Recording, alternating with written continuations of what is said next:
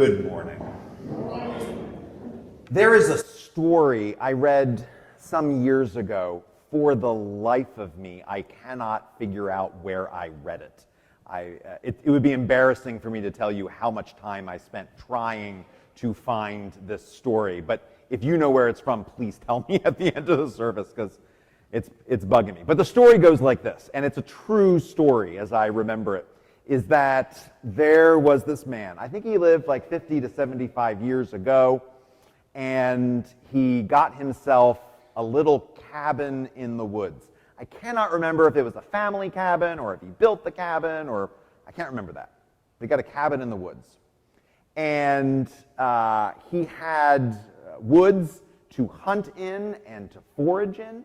He had a little plot where he could grow what he couldn't hunt and forage for. He had almost everything he needed right there. He did realize that there were going to be some things that he would need that he couldn't just get from the woods, that he couldn't forage or hunt for. You know, you can't just forage for kerosene.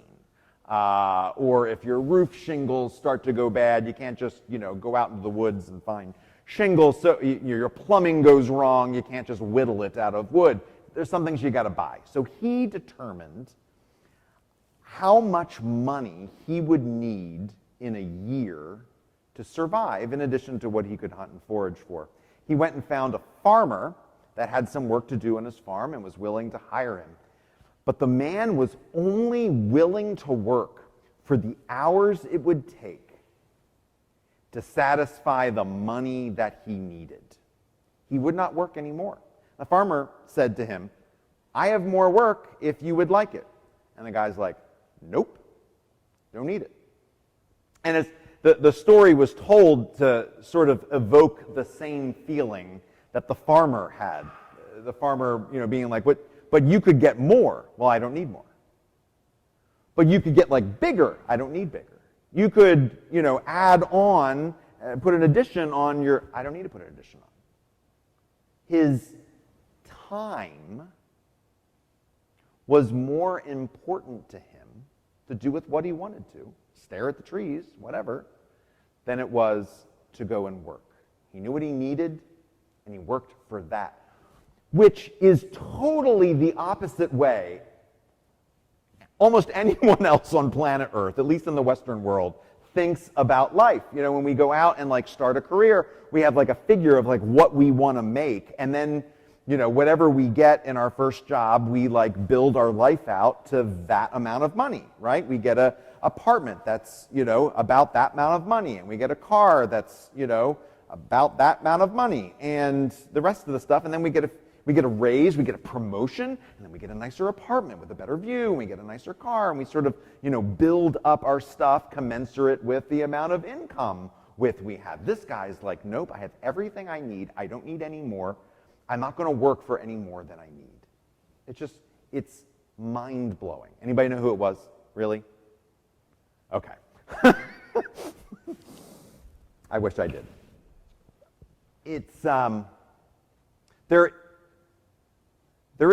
are two fantasies that we live with. All of us, me included.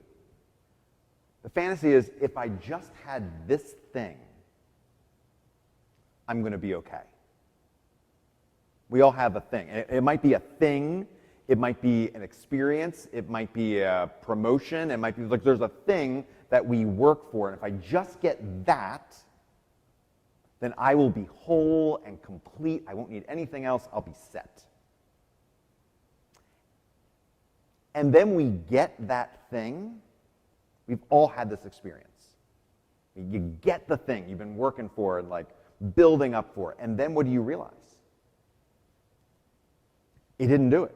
It might be lovely, might be amazing, but now there's another thing on my Amazon wish list, right? It didn't make me whole and complete. It didn't fill the void. It didn't scratch the itch. It might be nice, and we might, you ever buy something and then immediately regret it?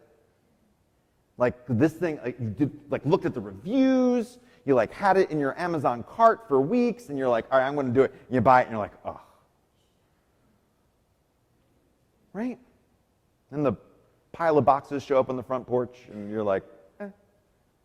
There's a great bit that Adam Sandler did several years ago now on Saturday Night Live. You know, they spoof commercials every once in a while. And he did a spoof on Perillo Tours of Italy. Do you remember this? He did it, Romano Tours, and he was the guy in like the leisure suit trying to sell Romano Tours on this like infomercial, and you're going to eat incredible food, and you're going to see incredible sights, and you're going to experience incredible things. And then he goes, but some of you have made some comments. If you're sad here, you're still going to be sad in Italy. And he said, you know, you're going to have incredible experience. You're going to make pizza in the southern Italy. You're going to go fishing with the nets. But it won't change who you are. If you're sad and you get on a plane and land in Italy, it's still going to be sad you. And the funny bit about that is that it's true, right? Like we think, if I just get to Italy, I'll be set, right? I won't be sad anymore. I won't be anxious anymore. I won't be this anymore. I'll be full and whole and complete. The first mirage, fantasy that we live with is that there is a thing out there that is going to bring me wholeness and completeness if I just get it and find it. The other mirage, the other fantasy is that there is somebody or somebodies out there that found the thing. And I just need to be like them. Like there's this group of people and they got the thing and they're whole and complete. It's part of the allure of social media. Because what do people post? We post pictures of like our best moment of the day. The most incredible meal we've ever eaten, right? And as if like this is our life and I'm whole and complete. And we just scroll through our feed of all these people that look like they have everything they could ever want and their life is perfect. And I know deep down my life is not perfect. And so I get sad, right? I need to go on Romano Tours to feel better. There is no person that has attained that. There's no person that has found the thing on planet Earth that has brought them wholeness and satisfaction. And we know that, this year, 3 billionaires, 3 of the most wealthy people who have ever walked planet Earth, realized that they couldn't find what they needed on planet Earth, and so they blasted themselves off into outer space. And what an incredible experience that must have been, to float weightless and all of that. I'd love that. That'd be amazing. But do you think they came back to Earth and was like, that was it? I got it. No, they came back and they're like, what's next? What's next? Because that didn't scratch the itch either. It's like the old guy, the guy who asked John D. Rockefeller, who was the Jeff Bezos, the Elon Musk of his day, how much is enough? And his answer was, just a little bit more. Just a little bit more than I got. You never get that moment where that thing fits in and you're like, done. This is what Jesus is talking about in the gospel lesson today.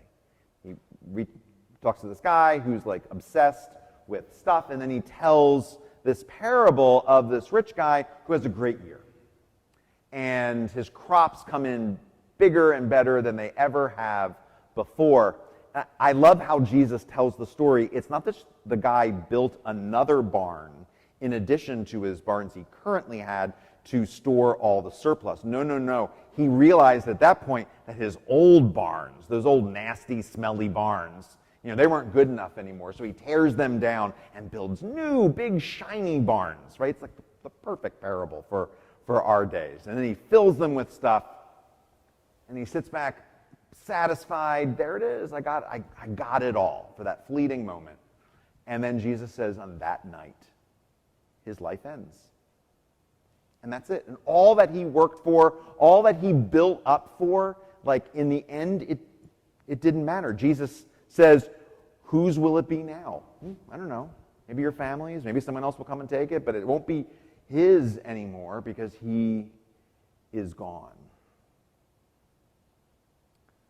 We try desperately to stuff this hole with something, and we will keep searching until our last day. There's two ways of looking at faith in regards to this. And I think they're both correct, but I like one better. I like one more than the other. The one is, and it's a common one, you've probably heard this, is that this hole, this thing that we try and fill, this void, this thing the itch that we try and scratch, it's a God-shaped hole. You've heard this? It's a Jesus-shaped hole. And we try and stuff everything else, the biggest television we can afford, the nicest car we can afford, the new promotion, the job, the new idea we put our head around. We try to stuff everything we can into this Jesus-shaped hole in us, and it doesn't satisfy because it's not Jesus, right? This is oftentimes what people will talk about as the cause of addictions, not just like shopping addiction, but like addictions to substances. Like we just try and like numb it out. We try to fill it with something, whatever it is, but it's not going to work because it's not Jesus. And that once we accept Jesus, we accept the love that Jesus has for us, that's the thing that fits inside ourselves. It's fine. It's good. I like it. If you've come to Alpha, we hear Nikki Gumbel say that. I like seeing it just a slightly different way.